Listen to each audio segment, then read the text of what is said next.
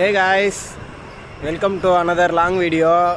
என்னடா இவன் பஸ் ஓட்டுறதை விட்டு என்னென்னவோ பேசிட்டு எங்கெங்கேயோ சுற்றிட்டு இருக்கானேன்னு பார்ப்பீங்க. ஆக்சுவலாக இது மாதிரி தான் எதனா ஒன்று பேசணும்னு நினைக்கிறேன். இடையில தும்மல் வருது, இருமல் வருது, இல்லை நாய் ஓடுது, எதனா ஒன்று பண்ணிடுது. கண்டிப்பாக அதை நான் கட் பண்ண மாட்டேன், அப்படி தான் போடுவேன். ஆக்சுவலாக நம்ம கொஞ்ச நாளாக வண்டி ஓட்டலைங்க. அதுவும் இல்லாமல் இதுக்கப்புறம் வீடியோ போட்டால் கோப்ரோ வாங்கிட்டு தான் வீடியோ போடணும்னு சொல்லி ஒரு உறுதியோடு இருந்தேன். அதனால் இன்றைக்கி நம்ம பார்க்க போகிறது பார்த்தோன்னா நம்மளோட பைக்கு Gen 3. சரிங்களா, இதோட டீட்டெயில் ரிவ்யூ சொல்ல போகிறேன். நீங்கள் எக்ஸ்பெக்ட் பண்ணுற பஸ் விலாக் பார்த்தீங்கன்னா நாளைக்கு நாளன்னையிலேருந்து டியூட்டி அகைன் ஓட்ட போகிறேன். உங்களுக்காக தான் காய்ஸ். மற்றபடிலாம் எனக்கு ஒன்றும் என்ன சொல்கிறது, நான் வண்டி ஓட்டி தான் நான் அதில் ஏர்ன் பண்ணி தான் ரன் பண்ணுன்ற அவசியம் இல்லை.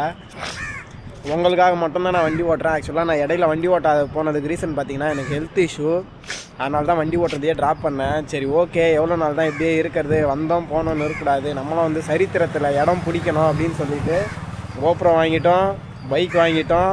இன்னும் பஸ்ஸு ஏறி உட்காந்து ஓட்ட வேண்டியதான்.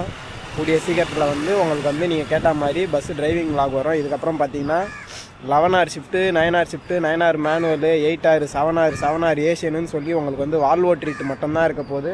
அதனால் இந்த ஒரு வீடியோவை மட்டும் அட்ஜஸ்ட் பண்ணிக்கோங்க காய்ஸ். பைக்கை பற்றி ஃபுல் டீட்டெயில்ஸ் நான் சொல்லியிருக்கேன், பாருங்கள். விருப்பம் இருக்கவங்க பாருங்கள், விருப்பம் இல்லைனாலும் தயவு செஞ்சு பாருங்கள்.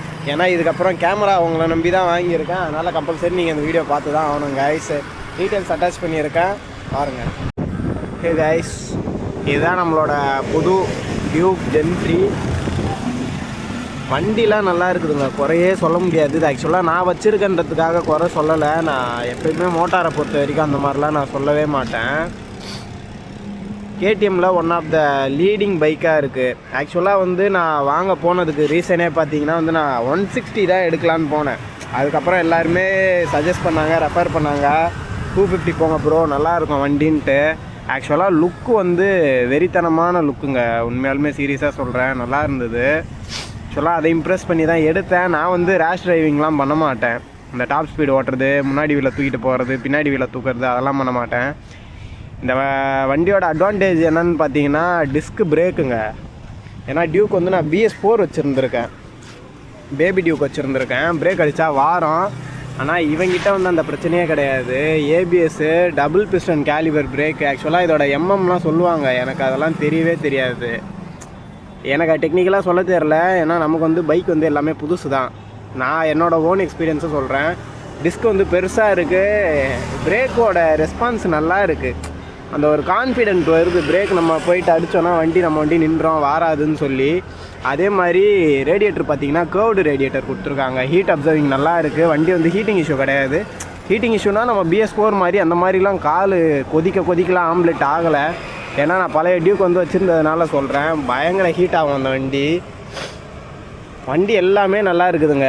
பிரச்சனை என்னன்னு பார்த்தீங்கன்னா இவன் தாங்க பிரச்சனையே. ஒரு நாளுக்கு 4 வாட்டியாங்க வண்டியை துடைப்பாங்க, கழுவுவாங்க.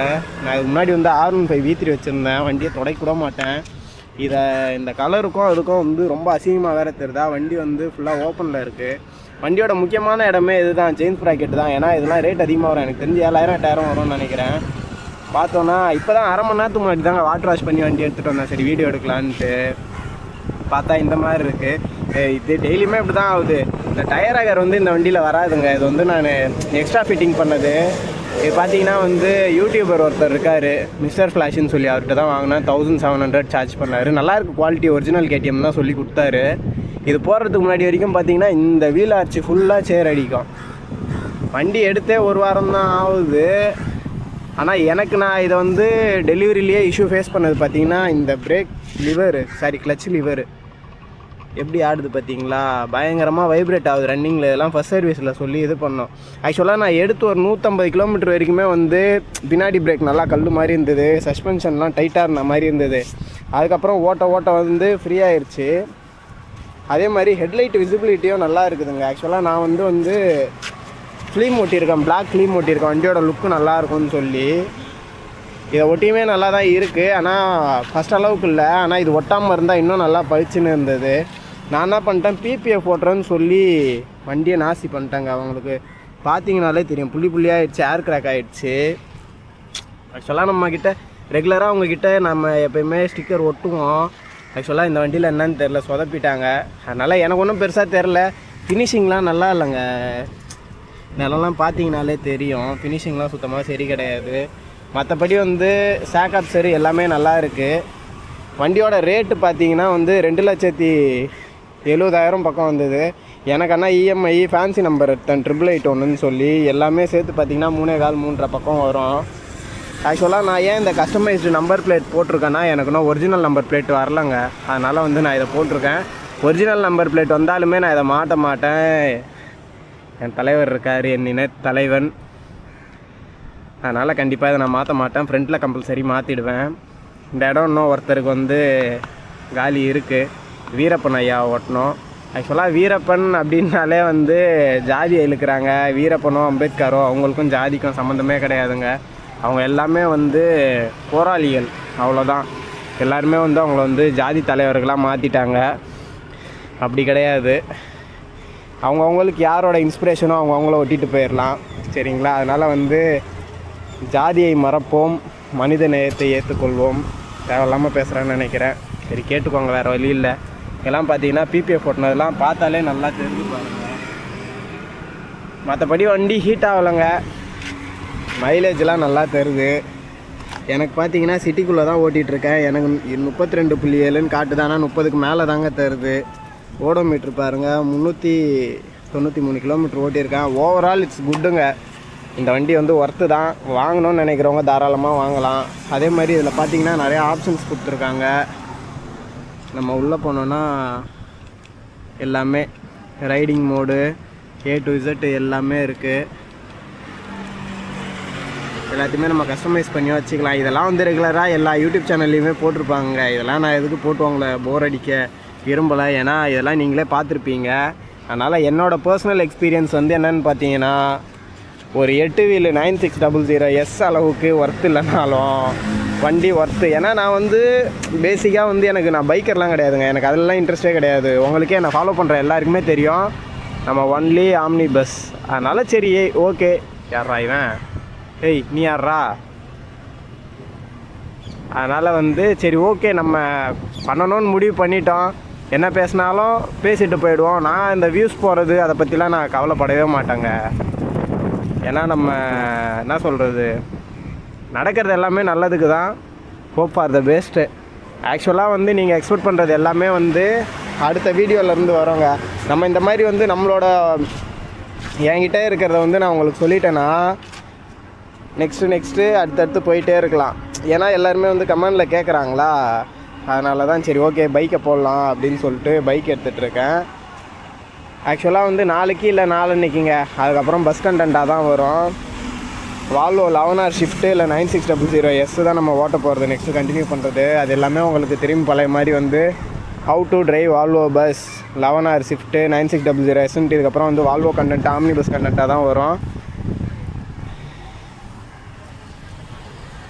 இந்த மூஞ்சை பார்த்தே உங்களுக்கு ரொம்ப நாளாக இருக்கும்னு நினைக்கிறேன். நான் கோப்ரோ வாங்கினதுக்கு எல்லாருமே கேட்டாங்க, வீடியோவே போடல மயிறு, உனக்கு எதுக்கு மயிறு கேமரான்லாம் கேட்டாங்க. மானம் கேட்ட கேள்வி தான் கேட்டாங்க. இதுக்கப்புறமாவது வந்து நம்ம ரெகுலராக வீடியோ போடணுன்ற ஒரு நம்பிக்கையில் இருக்கோம். நம்பிக்கை வீண் போகாதுன்னு நம்புகிறேன்.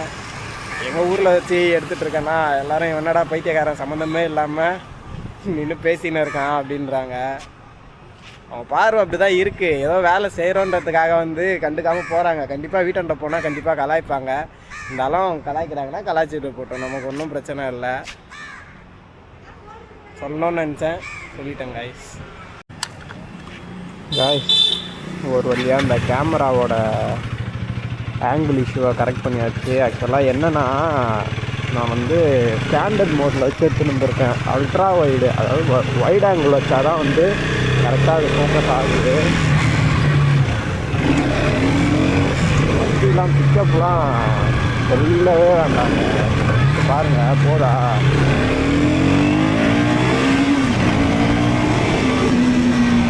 ஏய் மாதிரி பறக்குது. ஆக்சுவலாக வந்து பஸ் சர்வீஸ் முடிகிற வரைக்கும் அடித்து ஓட்டாதீங்க அப்படின்னாங்க. அதனால் வந்து இப்போ அந்த வீடியோக்காக தான் முறுக்குனேன்னு. மற்றபடி அதுவே எனக்கு மனசு வலிக்குதுன்னா பார்த்துக்கோங்களேன்.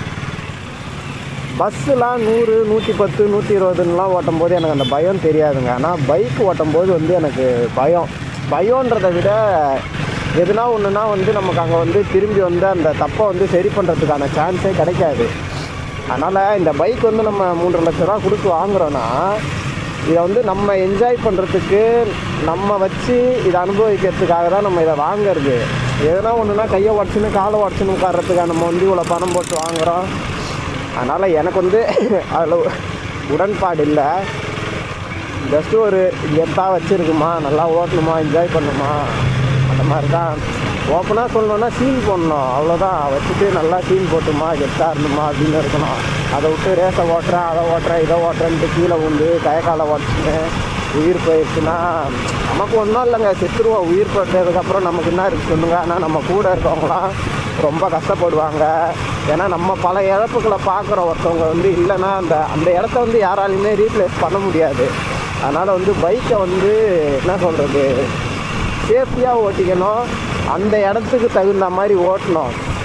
நீ என்னடா யோகியமாடா நீயே பஸ்ஸை 100, 110 ஓட்டுறேன்னா அதுக்கான அவசியம் இருக்குதுங்க. அந்த இடத்துல வந்து நான் ஓட்ட வேண்டிய கட்டாயத்தில் இருக்கேன், புரியுதுங்களா? ஏன்னா கவர்மெண்ட் பஸ்ஸை விட எக்ஸ்ட்ரா காசு பே பண்ணி வந்து நம்ம வண்டியில் வராங்கன்னா கம்ஃபர்ட்டு ப்ளஸ் வந்து டைமு இதெல்லாம் வந்து எக்ஸ்பெக்ட் பண்ணி தான் நமக்கு வந்து காசு எக்ஸ்ட்ரா போனாலும் பரவாயில்லன்ட்டு ப்ரைவேட் பஸ்ஸஸ்லாம் வராங்க.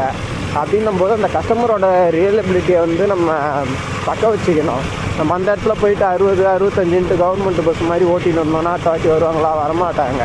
அதனால் பஸ்ஸு ஓட்டுறோன்னா அதுக்கான கட்டாயம் அங்கே இருக்குது. அதனால் வந்து நம்ம பஸ்ஸு ஓட்டுறோம். பைக் வந்து நான் அப்படி ஓட்ட மாட்டேன். உங்களையுமே வந்து நம்ம வாங்குகிற பொருளை வந்து நம்ம வச்சு என்ஜாய் பண்ணுறதுக்கு தாங்க நம்ம அந்த பொருளையே வாங்குகிறோம். அதனால் யாரும் அவசரப்படாமல் ஜாலியாக ஓட்டுங்க, சேஃபாக ரைட் பண்ணுங்கள். லைஃப்ன்றது டூ ஷார்ட்டுன்னுவாங்க, ஆனால் நான் அப்படி சொல்ல மாட்டேங்க. வாழ்க்கைன்றது ரொம்ப பெருசு. எல்லாருமே கஷ்டம், நஷ்டம், சந்தோஷம், லவ்வு எல்லாத்தையுமே பார்க்கணும். லைஃப் வரைக்கும் வந்து லைஃப் எண்டு வரைக்கும் அவங்க என்ஜாய் பண்ணணும். அதனால் என்ன சொல்கிறது, இப்போ இந்த மாதிரி பைக்லாம் வந்து நீங்கள் ரேஷ் ட்ரைவ் பண்ணுறது அட்வைசபிளே கிடையாது. ஏன்னா இது வந்து தறி கெட்டு போகுது. நம்ம நினைக்கிறோம், ஆனால் வந்து பஸ்ஸில் 100 போனால் தெரில, பைக்கில் 100 போனால் எப்படி விண்ட்லாஸ்ட் ஆகும், வாரி அடிக்கும்ன்றது எல்லாருக்குமே தெரியும். இந்த வண்டி 100, 120 போனால் கண்ட்ரோலாக தாங்க இருக்கும். நான் வண்டியை பற்றி எதுவும் சொல்லலை. ஆனால் நம்ம ஊரோட ரோட் கண்டிஷனுக்கு வந்து அந்த மாதிரிலாம் ஓட்டக்கூடாது. ஹைவேஸில் நம்ம லாங் ட்ரைவ் போகிறோன்னா அப்போ ஓட்டிக்கலாம். ஆனால் ஒரு சிலர்லாம் பார்த்திங்கன்னா சிட்டிக்குள்ளவே வந்து ஓட்டுவாங்க. அது மாதிரிலாம் ஓட்டக்கூடாது, தப்பு தான். வேறு என்ன சொல்கிறது, மொக்க போடுறனோ. ஆனால் கண்டிப்பாக இந்த பைக் வந்து ஃபஸ்ட் சர்வீஸ் முடிஞ்சதுக்கப்புறம் நான் லாங் ட்ரைவ் போகணுன்னு தாங்க வச்சுருக்கேன். அதையும் வந்து நான் ஷூட் பண்ணுறேன். எங்கே போனால் நல்லா இருக்குன்றத யாருன்னா கமெண்டில் சொல்லுங்கள். ஜாலியாக போவோம், என்ஜாய் பண்ணுவோம். நாய் என் பைக் மாதிரியே இருக்குது கரையேறுன்னு. ஆக்சுவலாக எனக்கு நாய்னால் ரொம்ப பிடிக்குங்க. நான் வந்து ஆக்சுவலாக ஒரு செட்டில் வர நாய், பூனை எல்லாத்தையுமே பார்த்தா அப்படியே ஆன்ட்டு நிற்பேன். ஓகே காய்ஸ், இந்த வீடியோ வந்து இதோட எண்ட் பண்ணிக்கிறேன். என்ன சொல்கிறது, இவ்வளோதான், வேறு ஒன்றும் இல்லை இந்த வண்டியை பற்றி சொல்கிறதுக்கு. ஆக்சுவலாக எல்லோரும் வாங்குறீங்கன்னா இதை பற்றிய டீட்டெயில் ரிவ்யூஸு இப்போது ப்ரொஃபஷ்னல் பைக்கர்ஸ்லாம் போட்டிருப்பாங்க. நீங்கள் பைக்கு வாங்குறதுனா தயவு செஞ்சு என் வீடியோவை பார்க்காதீங்க. என்னோடய பர்சனல் எக்ஸ்பீரியன்ஸை தான் ஷேர் பண்ணுறேன். இதோட டெக்னிக்கல்லாம் எனக்கு தெரியாது. நீங்கள் பைக் வாங்கணுன்னா அதுக்குன்ட்டு பைக்கர்ஸ்லாம் இருக்காங்க, அவங்களோட வீடியோ வந்து பாருங்கள். தயவு செஞ்சு என் வீடியோவை பார்த்துட்டு பைக் வாங்காதீங்க. என்னோடய பர்சனல் அட்வைஸ் என்னென்னா, இந்த வண்டி வந்து ஹை ஸ்பீடு 250 சிசிக்கு இந்த வண்டியை அடிச்சுக்கிறதுக்கு வேறு வண்டியே கிடையாது. அதனால் வந்து ஹேண்டிலிங் வந்து கவனமாக இருக்கணுங்க. நான் பைக்கர் இல்லை, ஆனால் நான் ஒரு ப்ரொஃபஷ்னல் டிரைவர், ஓகேங்களா? அதனால் வந்து வண்டி எனக்கு ஹேண்டில் பண்ண தெரியும், ரோட் குவாலிட்டிஸ் தெரியும், எந்த ரோட்டில் எப்படி ஓட்டணும், அந்த இடத்துல பிரேக் அடித்தா நிற்குமா நிற்காதான்ட்டு எனக்கு வந்து தெளிவாக தெரியும். அதனால் நான் வந்து கண்ட்ரோல் பண்ணுவேன், மேனேஜ் பண்ணிப்பேன். ஆனால் ஒரு சில பிகினர்ஸால் மேனேஜ் பண்ண முடியாது. இப்போவும் சொல்கிறேன், பைக்கில் வந்து டாப் ஸ்பீடில் ஒரு இன்சிடெண்ட்டை வந்து ஃபேஸ் பண்ணோன்னா அந்த இடத்துல வந்து அந்த தப்பை வந்து நம்மளால் சரி பண்ண முடியாதுங்க. அதனால் வந்து இழப்பு வந்து நம்ம ஃபேமிலிஸ், ஃப்ரெண்ட்ஸு அவங்களுக்கு தான் இருக்கும். அதனால் வந்து டூ சேஃப், ஓகேங்களா? லைஃப்ன்றது நம்ம என்ஜாய் பண்ணுறதுக்கு தான். ஒரு பைக் வாங்குகிறோன்னா நம்ம என்ஜாய் பண்ணுறதுக்கு தான் வாங்குகிறோம். அதால் வந்து நம்ம சஃபர் ஆகிறதுக்கு கிடையாது. என்ஜாய் பண்ணுங்கள், ஜாலியாக இருங்க. இதுக்கப்புறம் வந்து பஸ் வ்ளாக் போடுறேன். இது மாதிரி எல்லாமே என்னோடய அன்றாட வாழ்க்கையில் நான் என்ன பண்ணுறேனோ எல்லாமே உங்களுக்கு அப்டேட் பண்ணுறேன் காய்ஸ். பாய் பாய்.